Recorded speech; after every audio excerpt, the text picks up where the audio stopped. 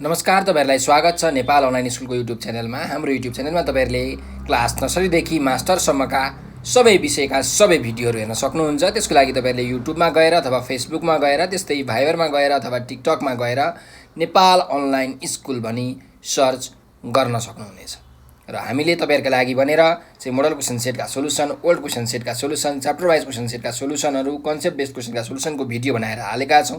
ती भिडियोहरू हेर्नुहोस् र आफूले धेरैभन्दा धेरै ज्ञान लिएर चाहिँ आफ्नो एक्जामलाई राम्रो गर्नुहोस्, आफ्नो कन्सेप्टलाई तपाईहरुले क्लियर गर्नुहोस्। त्यस्तै गरिकन हामीले विभिन्न लाइभ क्लासेसहरू पनि गरिरहेका हुन्छौँ। ती लाइभ क्लासेसहरूमा तपाईहरु जोइन हुनु होला है त। र हाम्रो भिडियोलाई लाइक, सब्स्क्राइब र शेयर गर्न भने नबिर्सनु होला। सधैँ चाहिँ म कृष्णदास हजुरहरुको अगाडि उपस्थित भइसकेको छु र आज म तपाईहरुलाई कक्षा 12 को नेपाली विषयको यो सहकारी भन्ने जुन पाठ छ हैन, यो पाठ आज हामी पढ्न गइरहेका छौँ। त सहकारी भनेको के हो त भन्दाखेरि कुनै पनि विकासको लागि पारस्परिक सहयोग, एकअर्काको सहयोग र सहकार्य गर्ने उद्देश्यले जुन स्थापित संस्था छ त्यो भनेकै सहकारी हो हैन। अब यसका यो कसरी बनेको हुन्छ हैन, यसको इतिहास के हो, यसका के कस्ता मुख्य उद्देश्यहरू छन्, त्यो विषयमा हामी यहाँ पढ्ने छौँ। त्यसो भए सुरु गरौँ हाम्रो पाठ सहकारी। एक आपसमा मिलिजुली सहकार्य गर्ने साथी, बन्धुबान्धव वा अन्य जो कोही व्यक्ति सहकारी हो। सहकार्य भनेको सामाजिक, सांस्कृतिक, आर्थिक आदि क्षेत्रमा गरिने स्वदेश्य सामूहिक क्रियाकलाप हो। सहकार्यको यही अभिप्रायलाई लिएर आधुनिक अर्थशास्त्रीले आर्थिक समृद्धि र विकासका लागि पारस्परिक सहयोग र सहकार्य गर्ने उद्देश्यले स्थापित संस्थालाई सहकारी भनेका छन्। यसरी सहकार्य गर्ने व्यक्ति र संस्था दुवैलाई सहकारीले बुझाए पनि यहाँ चाहिँ यसले मुख्य रूपमा दोस्रो अर्थ सङ्केत गरेको छ। पहिलो अर्थलाई पनि यसले उपेक्षा गरेको चाहिँ छैन। दुवै अर्थको समन्वय गरेर भन्दा सहकार्य गर्ने साथीहरूले आर्थिक समृद्धि र विकासका लागि मिलिजुली स्थापना गरेको साझा संस्था सहकारी हो। आधुनिक सहकारीको अवधारणा 19औं शताब्दीको पूर्वार्ध सन् 1844 मा बेलायतबाट आएको मानिन्छ। बेलायती विद्वान रोबर्ट ओवेन सन् 1771-1858 ले सर्वप्रथम यस सम्बन्धी महत्त्वपूर्ण विचार प्रस्तुत गरे। यसैले उनलाई आधुनिक सहकारीका पिता भन्ने गरिएको छ। उनले सहकारीमा व्यक्तिगत भन्दा सामूहिक आर्थिक क्रियाकलापमा जोड दिएका छन्। यही सामूहिक आर्थिक क्रियाकलाप नै बेलायतको सुख, समृद्धि र विकासको कारक हो भन्ने गरिन्छ। सहकारीका माध्यमबाट बेलायतले छोटो समयमा हासिल गरेको आर्थिक समृद्धि लोभ लाग्दो छ। यसरी आर्थिक समृद्धि कारक संस्थाका रूपमा सहकारीको अवधारणा बेलायतबाट आए पनि यसको पूर्वरूप चाहिँ पूर्वीय सभ्यताको वैदिक वाङ्मयमा भेटिन्छ। एक आपसमा मिलेर सुरक्षित रहन, वस्तुको सामूहिक उपभोग गर्न र सशक्त भएर सहकार्य गर्न प्रेरणा दिने वेदको भनाइ सहना ववतु सहनौ भुनक्तु सहवीर्य करवावहै नै सहकारी चिन्तनको पूर्वरूप हो। सहकार्यमा जुट्न जागरुक बनाउने सहयात्रा गरौँ, सबैमा समभाव राखौँ र सम्पूर्ण संसारलाई नै एउटा परिवार मानौँ जस्ता उदात्त विचार वेदमा रहेका छन्। वैदिक विचारकै विस्तार गर्ने पौराणिक वाङ्मयमा पनि मानिसको सुख समृद्धिका लागि सहकार्य अपरिहार्य रहेको बताइएको छ। पौराणिक वाङ्मयमा खुसियालीका विभिन्न उत्सवमा, रोगले आक्रान्त गर्दा, प्राकृतिक प्रकोपले सताउँदा जस्ता सबै किसिमका सुख दुःखमा साथ दिने व्यक्तिलाई सहकारी भनिएको छ। यस्तै बौद्ध दर्शनको सङ्घम शरणम गच्छामीले पनि सहकार्यमा अग्रसर हुन आह्वान गरेको छ। यसरी मानिस एक्लो जीवनमा रहन नसक्ने प्राणी भएकाले उसका निम्ति समूहको बसाई, सहयात्रा र सहकार्य आवश्यक छ भन्ने पूर्वीय वाङ्मय चिन्तनको सार हो। समूहमा रहेर परस्परमा सुख दुःखको साटफेर गर्दा नै मानिसलाई एक्लो भएको अनुभव हुँदैन। समूहमा रहँदा बस्दा नै ऊ आनन्दमय वातावरणमा आफ्ना कामलाई अघि बढाई सुख समृद्धि हासिल गर्न सक्छ। वर्तमान मानव सभ्यताको विकास पनि व्यक्तिका बीचको पारस्परिक सहयोग र सहकार्यबाट नै सम्भव भएको हो। मानिसले एक्लैले पुरा गर्न नसक्ने आवश्यकता चाहिँ सहकार्यबाट पुरा गरेका धेरै उदाहरणहरू भेटिन्छ। एक आपसमा सहयोग र सहकार्यको आवश्यकता महसुस भएपछि नै एकका लागि सबै र सबैका लागि एक भन्ने भावनाका साथ सहकार्यका लागि स्थानीय स्तरमा अनौपचारिक सङ्गठन खडा गरिएको देखिन्छ। हिन्दू संस्कृतिका समूह, मण्डल, गण, गुरुकुल एवं बुद्ध धर्मका सङ्घ, नेवारी समुदायमा प्रचलित गुठी चाहिँ मङ्का, खल, नेवा, दबु, ग्रामीण समाजमा प्रचलित भारो, पर्म, धर्मभकारी, ऐँचो, पैँचो, सरसापट सहकारीका आदि रूपहरू। यस किसिमका सहकारीले पारस्परिक सहयोग र सहकार्यका माध्यमबाट पाटी पौवा, धर्मशाला, बाटोघाटो, चौरचौतारो आदिको निर्माण, वृक्षारोपण जस्ता मानवहितका कार्य गरेर सामाजिक विकासमा उल्लेख्य योगदान पुर्याएका छन्। सामाजिक विकासमा यिनले गरेको योगदानको महत्त्व बुझेर नै नेपालका कतिपय समुदायले अहिले पनि गुठी, भारो, पर्म, ऐँचो, पैँचो, सरसापट, मेलापात आदि नामबाट सहकार्य गरिरहेका छन्। हाम्रा पुर्खाको यस किसिमको सहकार्यबाट अभिप्रेरित सामूहिक जीवनशैली नै नेपाली संस्कृतिको मूल आधार हो। सहकारीको उपादेयता समाजका हरेक क्षेत्रमा उत्तिकै भए पनि आर्थिक समृद्धि र विकासमा यसको महत्त्व निकै विशिष्ट रहेको छ। विकासको मुख्य आधार आर्थिक समृद्धि हो। विकासका लागि आवश्यक आर्थिक समृद्धिमा सहकारीको भूमिका अपरिहार्य ठानेर चाहिँ संसारका अविकसित, विकासोन्मुख र विकसित सबै देशले सहकारीको स्थापना र सञ्चालन गरिरहेका छन्। धेरै देशले सहकारीका माध्यमबाट आर्थिक समृद्धि हासिल गरिसकेका छन्। संयुक्त राष्ट्र सङ्घले पनि सहकारीलाई आर्थिक, सामाजिक र सांस्कृतिक विकासको आधार स्तम्भ स्वीकार गर्दै सबै देशलाई यसका माध्यमबाट आफ्नो देशको विकास गर्न सकिने भएकाले यसको अनुसरण गर्न सुझाव दिएको छ। नेपालमा सहकारी मार्फत आर्थिक समृद्धिको उद्देश्यका लागि सङ्गठित हुने कार्यको थालनी भएको धेरै समय भएको छ। सरकारी स्तरमा विक्रम सम्वत 2010मा तत्कालीन योजना तथा विकास मन्त्रालय अन्तर्गत सहकारी विभागको स्थापना भयो। यो विभाग खुलेपछि विक्रम सम्वत 2013मा चितवनमा स्थापना गरिएको बखान ऋण सहकारी संस्था नै नेपालको पहिलो सहकारी संस्था हो। यो सँगसँगै अन्य 13वटा सहकारीको स्थापना त्यस समयमा भएको पाइन्छ। सहकारी स्थापना भएपछि तिनको सञ्चालन, निर्देशन र नियन्त्रण गर्ने कानुनको आवश्यकता बोध भएपछि विक्रम सम्वत 2016मा सहकारी सम्बन्धी ऐन पनि बन्यो। यसपछि सहकारी सम्बन्धी विभिन्न ऐन, नियमावली, नीति र निर्देशिका तयार भएका छन्।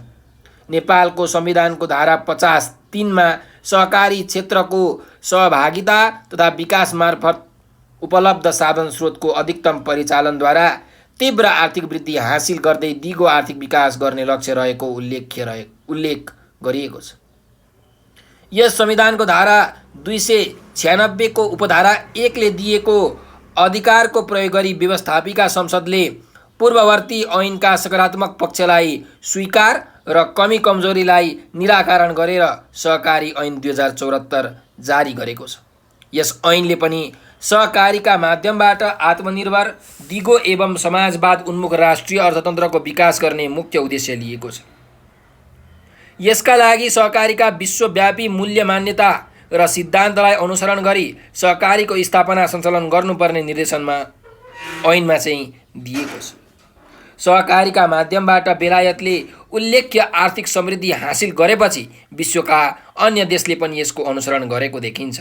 विश्वका 14 देशको सक्रियता र सहभागिताबाट सन् 1895मा अन्तर्राष्ट्रिय सहकारी महासङ्घको स्थापना भएको छ।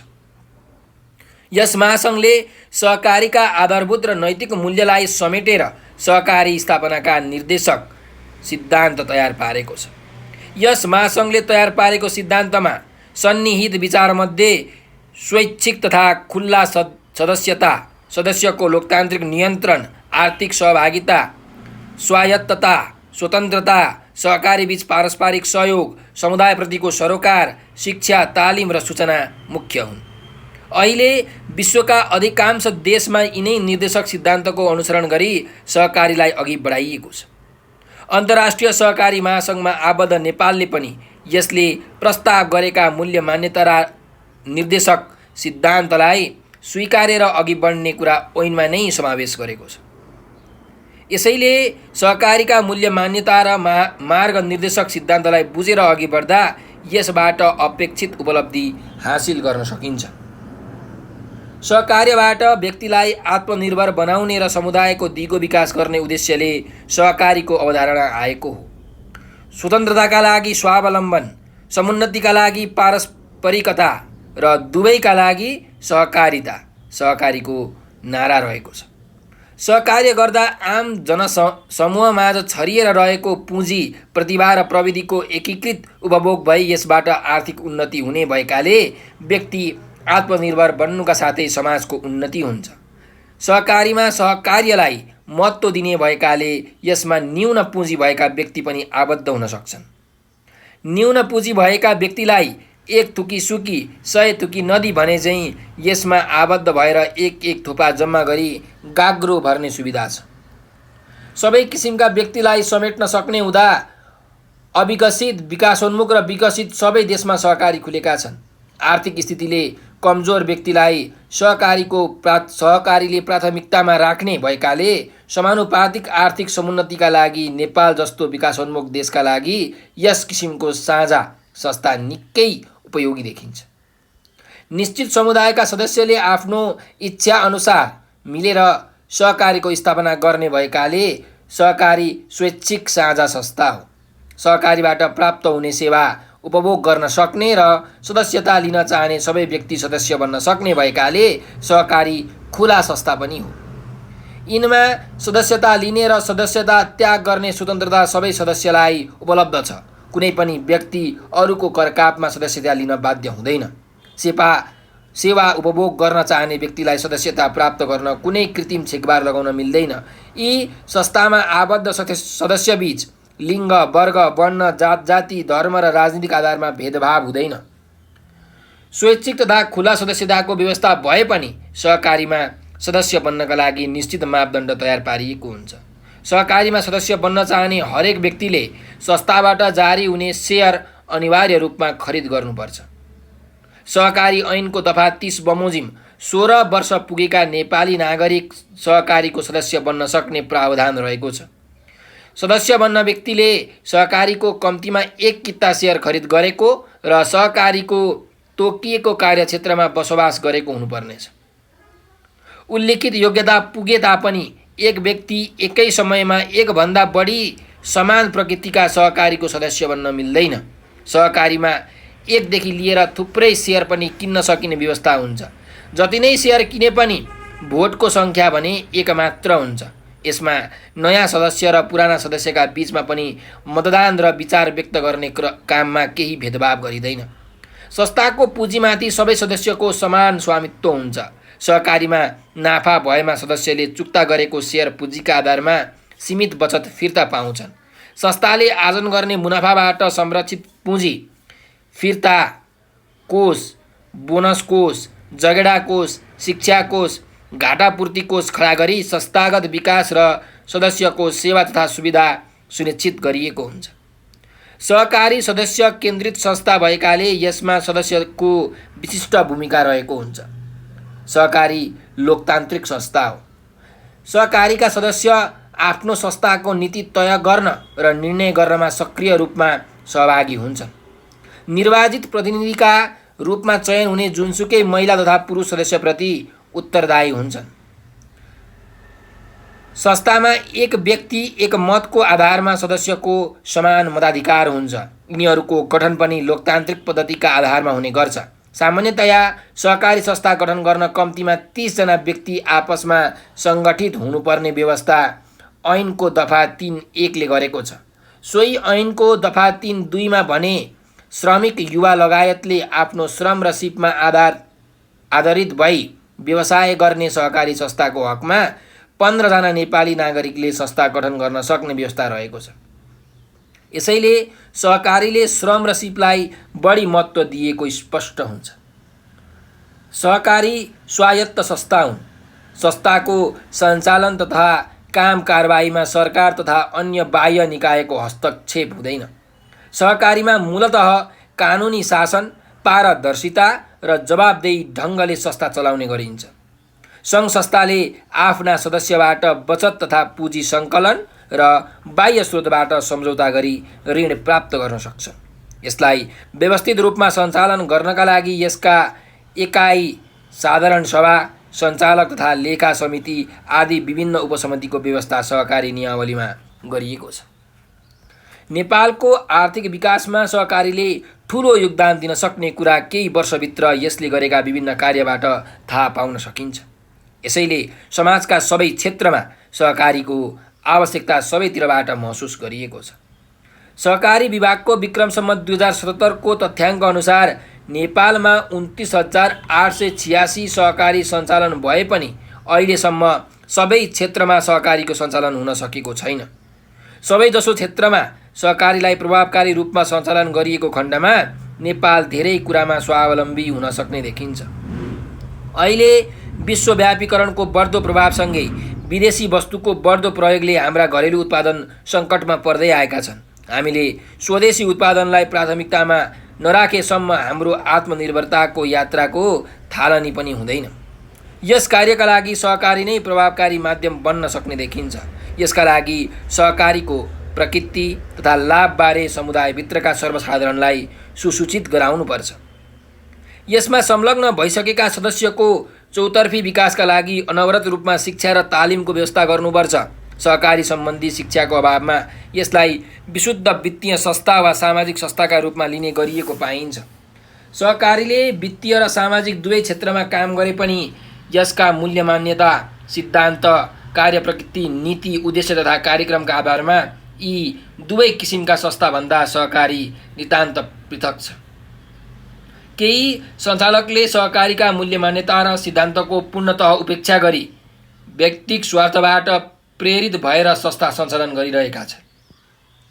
उनीहरूले संस्थामा एकाधिकार कायम गरी रकम हिनामिना गरेर फरार हुँदा कैयौँ सर्वसाधारण ठगिएका छन्। सञ्चालकका यस किसिमको गतिविधिबाट विपन्न वर्गका व्यक्ति सहकारीबाट लिन सक्ने फाइदाबाट वञ्चित भएको स्थिति देखा परेको छ। यसर्थ सहकारीबाट सर्वसाधारण सबै समान रूपमा लाभान्वित हुन् भन्ने उद्देश्यले सरकार र सम्बद्ध सबै पक्ष यसप्रति समयमै सचेत हुनुपर्ने देखिएको छ। सहकारीबाट स्वदेशमै रोजगारीको सिर्जना हुने भएकाले यो आत्मनिर्भरता र विकासको प्रमुख माध्यम बन्न सक्छ। यो उद्यमशील संस्था भएकाले यस अन्तर्गत धेरै उद्यमशील र सृजनशील प्रकृतिका कार्य समाविष्ट छन्। सहकारी नीति 2074 मा उल्लेख गरिएअनुसार यसका उद्यमशीलताका क्षेत्र कृषि, पशुपालन, वन, वातावरण, विद्यालय, स्वास्थ्य, पर्यटन, सञ्चार तथा प्रविधि, वित्तीय सेवा, यातायात, जग्गा तथा आवास, ऊर्जा, बीमा, जडीबुटी आदि हुन्। अपार जलस्रोत एवं उर्वरा भूमिले सम्पन्न र अनुपम प्राकृतिक सौन्दर्यले परिपूर्ण नेपालको जलस्रोत, कृषि र पर्यटनका क्षेत्रमा सहकारी सञ्चालनका सम्भाव्य अन्य क्षेत्र पनि पर्याप्त रहेका छन्। सहकारीका माध्यमबाट यिनको व्यवस्थापन गर्ने हो भने स्वदेशमै रोजगारी सिर्जना गर्न सकिन्छ। स्वदेशमै रोजगारी सिर्जना गर्न सके लाखौँ युवा विदेश हुनुपर्ने स्थितिको अन्त्य हुन्छ। सृजनशील युवाको सक्रिय सहभागितामा स्वदेशको विकास तीव्र रूपमा अघि बढ्छ। यसबाट परनिर्भरता घट्न गई आत्मनिर्भर संस्कृतिको विकास हुन्छ र राष्ट्रिय अर्थतन्त्र पनि सुदृढ हुन्छ, सबल हुन्छ।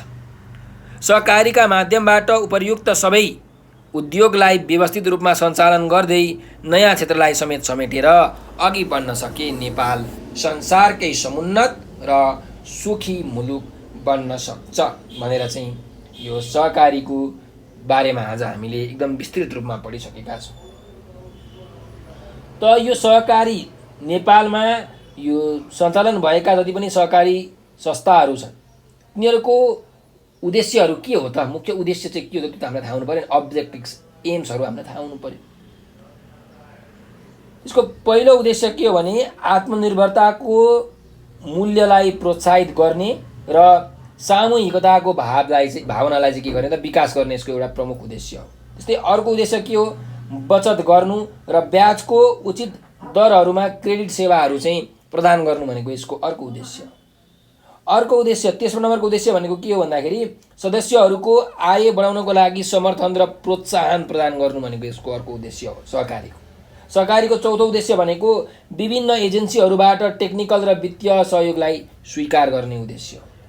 त्यस्तै पाँचौं नम्बरको उद्देश्य भनेको सहकारी र लाइन एजेन्सीहरू बीच सहयोगको भावना सिर्जना गर्नु पनि यो सहकारी संस्थाको चाहिँ एउटा के हो त उद्देश्य हो। त्यस्तै 6औं नम्बरमा आय आर्जनका विभिन्न कार्यक्रमहरू मिलाउनु र त्यसलाई सञ्चालन गर्ने पनि सहकारीको उद्देश्य हो। 7औं नम्बरमा गरिब र विपन्न वर्गलाई आर्थिक सामाजिक उत्थानका लागि उनीहरूको प्रयासमा सहयोग पुर्याउने सहकारीको उद्देश्य हो।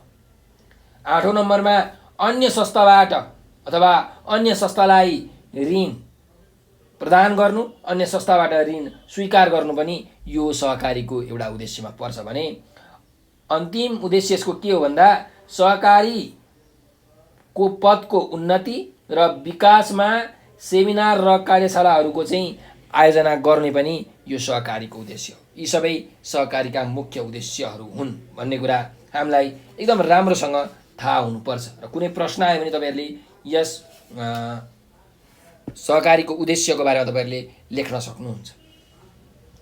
र यहाँ एउटा प्रसङ्ग भनिएको छ कि सहकारीमा एक एक थोपा जम्मा गरेर चाहिँ गाग्रो भर्ने सुविधा छ भनेर भनिएको छ। त यसले भन्न खोजेको के कुरा हो भने सहकारीमा सहकार्यलाई महत्त्व दिने भएकाले चाहिँ यसमा एकदमै कम पुँजी, एकदमै न्यून पुँजी भएका व्यक्तिहरू पनि आबद्ध हुन सक्छन्। एकदमै न्यून पुँजी भएका, एकदमै कम पुँजी भएका व्यक्तिलाई चाहिँ एक थुकी सुकी 100 थुकी नदी भने जस्तै यसमा आबद्ध भएर एक एक थोपा जम्मा गरी चाहिँ गाग्रो भर्ने सुविधा छ भनेर भनिएको है। र सबै किसिमका व्यक्तिलाई समेट्न सक्ने हुँदाखेरि चाहिँ यो अविकसित, विकासोन्मुख र विकसित सबै देशमा सहकारी संस्थाहरू खुलेका छन्। आर्थिक स्थितिले कमजोर व्यक्तिलाई सहकारीले चाहिँ प्राथमिकतामा राख्ने भएकाले समानुपातिक आर्थिक समुन्नतिका लागि नेपाल जस्तो विकासोन्मुख देशका लागि यस किसिमको चाहिँ जुन संस्था छ सहकारी संस्था यो चाहिँ एकदमै उपयोगी देखिन्छ। निश्चित समुदायका सदस्यले आफ्नो इच्छा अनुसार मिलेर सहकारीको स्थापना गर्ने भएकाले चाहिँ यो सहकारी भनेको स्वैच्छिक साझा संस्था हो। सहकारीबाट जुन सेवाहरू प्राप्त हुन्छ त्यसलाई हामीले उपयोग गर्न सक्ने भएकाले र यसको सदस्यता लिन सक्ने भएकाले चाहिँ यो एउटा खुला संस्था पनि हो कि हैन। र यो सहकारीमा चाहिँ सदस्यता लिने र सदस्यता त्याग गर्ने स्वतन्त्रता सबै सदस्यलाई एकदमै उपलब्ध छ हैन। जसले चाहिँ त्यहाँको अब नियमअनुसार सदस्यता लिन सक्छ अथवा त्यहाँको नियमअनुसार सदस्यता त्याग गर्न पनि सक्छ। र यो सहकारीको जुन सेवा उपयोग गर्न चाहने व्यक्तिलाई सदस्यता प्राप्त गर्न कुनै कृत्रिम छेकबार लगाउन पनि मिल्दैन। यो संस्थामा आबद्ध भएका जुन सदस्यहरू छन् ती सदस्यहरू बीचमा लिङ्गको आधारमा, वर्गको आधारमा, वर्णको आधारमा, जातिको आधारमा, धर्मको आधारमा, राजनीतिक आधारमा चाहिँ भेदभाव हुँदैन। र सहकार्यबाट व्यक्तिलाई चाहिँ आत्मनिर्भर बनाउने र समुदायको दिगो विकास गर्ने उद्देश्यले यो सहकारीको अवधारणा आएको हो भन्ने कुरा हामीले थाहा पाउनुपर्छ। र यो सहकारीको मूल नारा के हो भने स्वतन्त्रताका लागि स्वावलम्बन, समुन्नतिका लागि पारस्परिकता र स्वतन्त्रता र समुन्नति दुईटैको लागि सहकार्यता है। स्वावलम्बन र पारस्परिकता दुईटैको लागि के हो त सहकार्यता। यो भनेको चाहिँ सहकारीको मूल नारा हो। र सहकार्य गर्दाखेरि आम जनता सामु छरिएर रहेको जुन पुँजी हुन्छ, जुन प्रतिभा हुन्छ, जुन प्रविधि हुन्छ त्यो एकीकृत हुन्छ र त्यसलाई हामीले उपयोग गर्न सक्छौँ। त्यसबाट चाहिँ आर्थिक उन्नति हुन्छ, अर्थको उन्नति हुन्छ, व्यक्ति आत्मनिर्भर पनि बन्छ, समाजको पनि उन्नति हुन्छ हो। यसरी हामीले कुराहरूलाई चाहिँ राम्ररी बुझेर लेख्न सक्छौँ। ठिक छ। त आजको लागि यति नै। यो जुन शब्द भण्डारको अभ्यास र बोध र अभिव्यक्तिको अभ्यास छ त्यो हामी अर्को भिडियोमा लिएर आउने नै छौँ। तपाईँलाई यो भिडियो कस्तो लाग्यो कमेन्टमा प्रतिक्रिया दिन भने नबिर्सनु होला। र तपाईँहरूलाई काहीँ केही अप्ठ्यारो परेको छ, गाह्रो साह्रो परेको छ, केही कुरा बुझ्नुभएको छैन, जान्नुभएको छैन, मनमा केही जिज्ञासा उत्पन्न भइरहेको छ होइन, केही समस्या आइपरेको छ भने सदैव एउटा नम्बर 9849595895 9845955895 यो नम्बरको भाइबर त्यस्तै गरिकन टेलिग्राम, फेसबुक र टिकटकमा तपाईँहरूले चाहिँ मेसेज गर्न सक्नुहुन्छ। भाइबर, टेलिग्राम र व्हाट्सएपमा मेसेज गर्न सक्नुहुन्छ। त्यस्तै गरिकन तपाईँहरूले हामीलाई भाइबर, टेलिग्राम, फेसबुक, टिकटकमा चाहिँ इन्स्टाग्राममा फलो गर्न सक्नुहुन्छ। हाम्रो युट्युब च्यानललाई नेपाल अनलाइन स्कुल तपाईँले लेखेर सर्च गर्नुहोस् युट्युबमा र हामीलाई सब्सक्राइब गर्नुहोस्, किनकि हामीले दिनानुदिन नयाँ नयाँ भिडियोहरू हालिरहेका हुन्छौँ, हामीले लाइभ क्लासेसहरू गरिरहेका हुन्छौँ। त्यो लाइभ क्लासहरूमा तपाईँहरू जोइन हुन सक्नुहुन्छ र त्यसको तपाईँलाई नोटिफिकेसन आउँछ। तपाईँहरूले यदि फलो गर्नुभएको छ, सब्सक्राइब गर्नुभएको छ भने नोटिफिकेसन आउँछ। त्यो नोटिफिकेसनमा क्लिक गर्ने बित्तिकै तपाईँहरूले हाम्रो क्लासमा जोइन गर्न सक्नुहुन्छ। अब हामीले तपाईँहरूको लागि भनेर चाहिँ 30,000 भन्दा बेसी भिडियो बनाइसकेका छौँ। सबै क्लासको, सबै सब्जेक्ट्सको old question solution, model question सेटको solution, chapter wise question set, यो क्वेसनका सोल्युसन्सहरू, हजुरहरूको कन्सेप्टलाई क्लियर गर्न कन्सेप्ट बेस्ड क्वेसनका सोल्युसनको भिडियो बनाएर हालेका छौँ। त ती सबै भिडियोहरू तपाईँहरूले यदि हेर्नुभयो भने तपाईँहरूको कन्सेप्ट पनि एकदम राम्रो तरिकाले क्लियर हुन्छ, साथै तपाईँहरूको एक्जाममा पनि एकदम राम्रो मार्क्स आउँछ। त्यसैले हाम्रो युट्युब च्यानललाई सब्सक्राइब गर्नुहोला। तपाईँलाई भिडियो राम्रो लागे लाइक र सेयर पनि अवश्य पनि गर्नुहोला। त्यस्तै भाइबरमा, टिकटकमा, फेसबुकमा चाहिँ हामीलाई फलो पनि गर्नुहोला है त। र हाम्रो लाइभ क्लासमा तपाईँहरू जोइन हुन सक्नुहुन्छ। धमाधम चाहिँ लाइभ क्लासहरू पनि सञ्चालन भइरहेको छ। तपाईँहरूलाई यदि भिडियोले पुग्दैन होइन, म चाहिँ अब लाइभ क्लास नै जोइन गर्छु भन्ने तपाईँलाई लागेको छ, तपाईँहरू एकदमै कमजोर आफूलाई ठान्नुहुन्छ होइन, मैले चाहिँ एकदम मेहनत गरेर पढ्नुपर्छ भन्ने तपाईँहरूलाई लाग्छ भने तपाईँहरूले चाहिँ यो नम्बरमा सम्पर्क गर्न सक्नुहुन्छ, 9849595895। ठिक छ। र हजुरहरूको साथ र सहयोग चाहिँ सदा रहिरहोस् भन्ने आशाका साथ म आज बिदा लिन चाहन्छु। हजुरहरूले यो भिडियो अन्तिमसम्म हेरिदिनु भयो, त्यसको लागि हजुरलाई हृदयबाट धेरै धेरै धन्यवाद छ। स्वस्थ रहनुहोस्, व्यस्त रहनुहोस्, मस्त रहनुहोस्।